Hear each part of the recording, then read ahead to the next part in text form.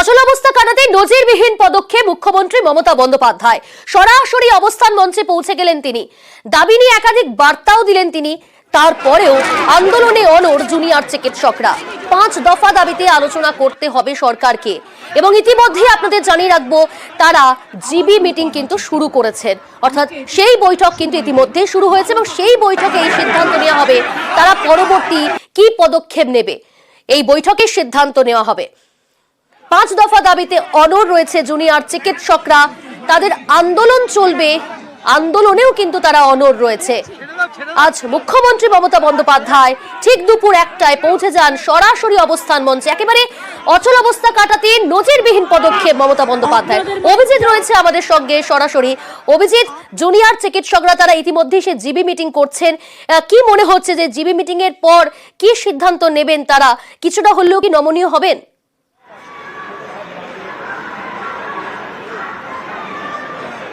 প্রিয়াঙ্কা, দীর্ঘক্ষণ ধরেই মুখ্যমন্ত্রী তথা স্বাস্থ্যমন্ত্রী মমতা বন্দ্যোপাধ্যায় এই ধর্ণা মঞ্চে অর্থাৎ স্বাস্থ্য ভবনের সামনে অবস্থান মঞ্চে আসার পর তার বক্তব্য রাখার পরই কিছুক্ষণ পরেই আন্দোলনকারীরা তাদের যে 26টি মেডিকেল কলেজের প্রতিনিধিরা তারা বৈঠকে বসেছেন এবং এখনো পর্যন্ত দেখো নমনীয় সেরকম তারা বলছেন না। তবে তারা যেটা বলছেন একটাই কথা, যে মুখ্যমন্ত্রী চলে যাওয়ার পরে তারা যে বক্তব্য রেখেছিলেন তখন বলেছিলেন যে 5 দফা দাবি যদি না মেটানো হয় তবে তারা এই অবস্থান মঞ্চ থেকে সরবেন না।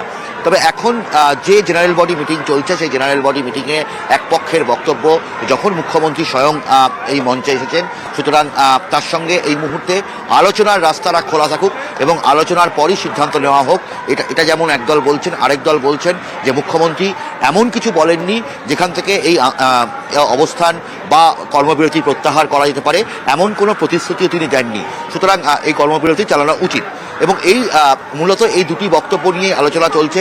তৃতীয় আরেকটি বক্তব্য উঠে আসছে এই জেনারেল বডি মিটিং থেকে, যে এই মুহূর্তে এই সল্টলেক থেকে অবস্থান প্রত্যাহার করলেও কর্মবিরতি অব্যাহত থাকুক, অর্থাৎ কর্মবিরতি চলতে থাকুক, সেরকম একটা বক্তব্য আসছে।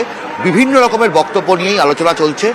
তবে প্রত্যেকেই যেটা বলছে যে আজকে মুখ্যমন্ত্রী যেভাবে এসেছেন প্রত্যেকেই সেটাকে সাধুবাদ জানাচ্ছেন এবং আলোচনার রাস্তা যে বন্ধ হয়ে যায়নি, অর্থাৎ নবান্নের বৈঠক ভেস্তে যাওয়ার পরেও যে আলোচনার রাস্তা খোলা আছে, ছাত্রদের বক্তব্য যে তারা সেই আলোচনা করবেন এবং সেই আলোচনার মাধ্যমে তাদের যে সেকেন্ডারি দাবিগুলো অর্থাৎ মূল দাবিগুলো হয়তো এখান থেকে সুরাহা হওয়া সম্ভব না, সেটা সুপ্রিম কোর্টেই হওয়া সম্ভব। পরবর্তী কি সিদ্ধান্ত হয়, কি পদক্ষেপ নেন জুনিয়র চিকিৎসকরা, অবশ্যই আমরা নজর রাখছি। তোমার কাছ থেকে আরো আপডেট নেব। আন্দোলনের যে ধারা, যে স্পিরিট, সেই স্পিরিট অনুযায়ী দাবি, সেই স্পিরিট অনুযায়ী চলবে। আমাদের যে 5 দফা দাবি, এই দাবি নিয়ে মাননীয় মুখ্যমন্ত্রীর কাছে আমরা এক্ষুনি আলোচনায় বসতে চাই। আমরা মনে করি 5 দফা দাবি নিয়ে আমরা কোন রকমের কোন সমঝোতায় যেতে রাজি নয়, কিন্তু আমরা 5 দফা দাবি নিয়ে অতি দ্রুত আলোচনায় বসতে চাই। আজকে এটা সদর্থক ভূমিকা হিসেবে দেখছি, আমরা ওয়েলকাম জানাচ্ছি, কিন্তু আমরা আমাদের ন্যায় বিচারের যে 5 দফা দাবি, সেই দাবিতে কিন্তু কোনো সমঝোতা আমরা করব না। এই যে মুখ্যমন্ত্রী এসেছেন আমাদের সাথে আলোচনার সদিচ্ছা দেখিয়েছেন, আমরা এটাকে অত্যন্ত সাধুবাদ জানাচ্ছি এবং আমরা এক্ষুনি আলোচনার মাধ্যমে এই মুহূর্তে এই অচলাবস্থা কাটানোর জন্য ওনার কাছে দাবি জানাচ্ছি। এক্ষুনি উনি আলোচনার টেবিলে বসুন।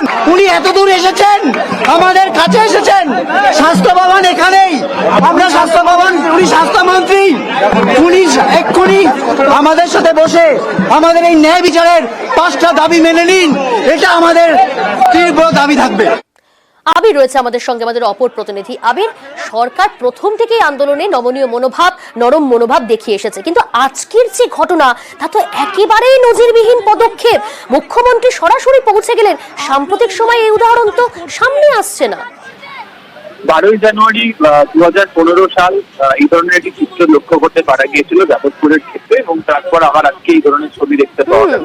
এবং যে মঞ্চতে আজকে মমতা বন্দ্যোপাধ্যায় পৌঁছলেন, যে মঞ্চ থেকে কার্যত আমরা দেখছিলাম যে বিরোধী কণ্ঠস্বর বারবার উঠে আসছিল। রাজ্যের তরফ থেকে পরিষ্কার বক্তব্য যে প্রশাসনিক যে বিষয়, সেই প্রশাসনিক বিষয়ে তাদের যে অবস্থান, সেই অবস্থানের ক্ষেত্রে দাঁড়িয়ে যে অভিযোগগুলি আসছে সেই অভিযোগগুলো যাচাই করে দেখতে হচ্ছে অবশ্যই সরকার। কিন্তু সুপ্রিম কোর্টের যে নির্দেশ, সেই সুপ্রিম কোর্টের নির্দেশ চিকিৎসকদেরকে কাজে যোগ দেওয়ানোর জন্য। এবং সুকৌশলে আজকে সেটা চিকিৎসকদের মঞ্চে দাঁড়িয়ে মমতা বন্দ্যোপাধ্যায় কার্যত বুঝিয়ে দিয়ে এসছেন। দ্বিতীয়ত হচ্ছে আন্দোলনের ক্ষেত্রে বরাবরই মমতা বন্দ্যোপাধ্যায় দেশের অন্যতম রাজনীতিবিদদের মতো। তার যে আন্দোলনের রূপরেখা, তিনি যেভাবে আন্দোলন করে উঠে এসেছেন, তাকে নিয়ে দীর্ঘ সময় রাজনৈতিক মহলে আলোচনা হয়। সেই প্রসঙ্গের কথা বা ইঙ্গিত আজকে মমতা বন্দ্যোপাধ্যায় তার যে অবস্থান মঞ্চে পৌঁছে যাওয়া চিকিৎসকদের এবং সেখানে গিয়ে তার যে বক্তব্য, তার মধ্যে বারবার ধরে ফুটে উঠেছে। বেশ।